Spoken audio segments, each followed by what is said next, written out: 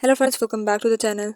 In this short video, I'll show you how you can use dual WhatsApp on your Itel Zeno 100 device. Just follow the steps shown in this video to complete the process quickly and correctly.